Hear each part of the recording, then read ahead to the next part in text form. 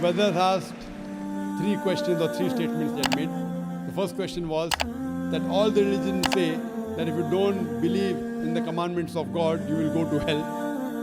What will happen to non-Muslim on the Day of Judgment? Brother, as I mentioned earlier, the Quran says in Surah Nisa chapter 4 verse 48 and Surah Nisa chapter 4 verse 116, Allah, if He pleases, He may forgive any sin, but the sin of shirk, associating partners with God, He'll never forgive.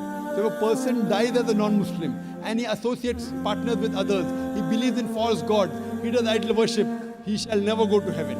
Compulsory he'll go to hell. To go to heaven, you have to believe in one God, worship Him alone, and follow His commandments.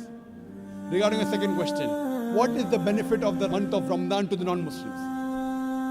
Quran says in Surah Baqarah chapter 2 verse number 83, fasting has been prescribed to you as it was prescribed to people who came before you, so that you may learn self-restraint.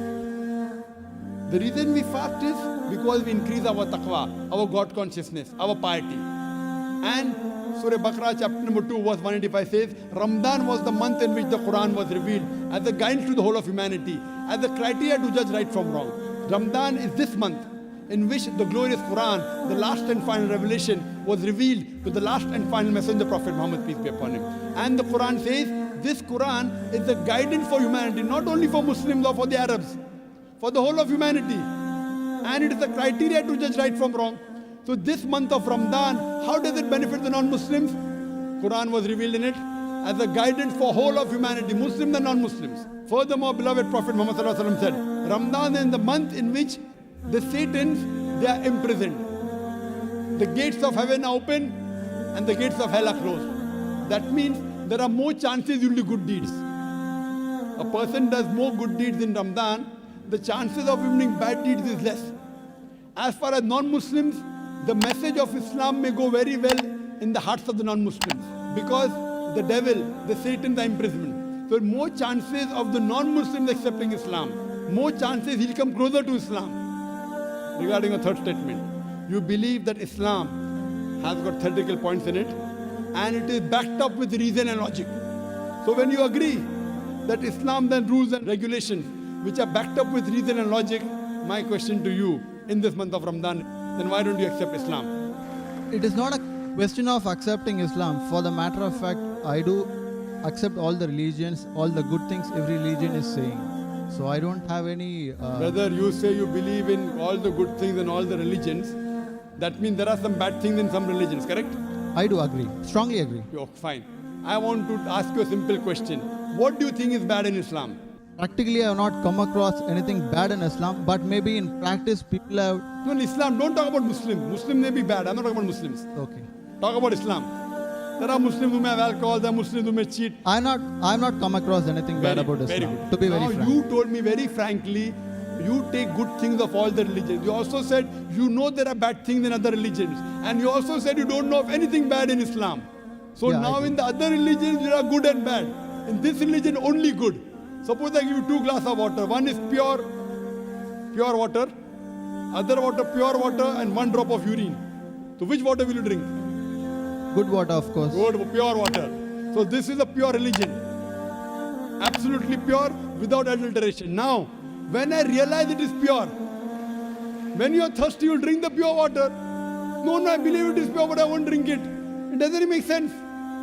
If I want to get admission in a university, I do my survey. This university is the best. Why don't you take admission? No, I'll think about it. If you don't have the money to pay your fees, fine. University is very good, but too expensive. I can't afford the fee. Islam is free. If you agree it's the best, you have to accept it. Or maybe it's a hypocrisy. See, if I agree it's the best, I have to accept it. If you know there are no faults, that means God will question you on the day of judgment. If you agree, God gave you the message in your heart, it is the best religion, why don't you accept it? See, if you agree it's the best, it's illogical. It's illogical not to accept it. If you think there's something bad, I will clarify your misconception now. If you agree it's the best religion, if you agree it's the most logical, unless you are illogical. If you are logical, you have to agree the most logical religion. Unless you consider yourself to be illogical, brother. You know, sometimes, brother, emotions. What will my mother say? What will my father say? What will society say? Muslim! So these things may prevent you from accepting. I agree. It's difficult. It's not easy, brother. But if you are logical, if you are scientific, you have to accept what is best. Therefore, I say, if someone proves to me any religion better than Islam, I will accept it. If someone proves to me today, anytime, there's any religion better than Islam, I am ready to accept. If someone proves to me Christianity is better, I am ready to accept Christianity. Someone proves to me Hinduism is better, I am ready to accept Hinduism. I am not just talking. I have discussions with the doctors of divinity, with the top Christians. I am not a scholar, I am a student. I consider myself to be a student of comparative religion. But I have dialogues and discussions and debates with the top scholars of Hinduism. You know the most popular Hindu speaker is Sri Ravi Shankar. Have you heard of him? Very much. Yes, he agreed with the Quran. I'm a big fan of him, in fact. You are a fan of him, mashallah. Have you seen my debate with Sri Ravi Shankar? No, I'm not seeing. So you should see the debate with your hero, Yeah. Sri Ravi Shankar, Sure. and the student of comparative religion. Inshallah, if I get an opportunity, definitely. Yes, and since you agree, even he agreed that God has got no images. He agreed in the truthfulness of the Quran. Unfortunately, he didn't accept it. You know why? If he accepts, he will lose all the following. I agree. You agree. Do you have a following? Do you have a following, brother? No, I don't have any following. Very good. So what will you lose?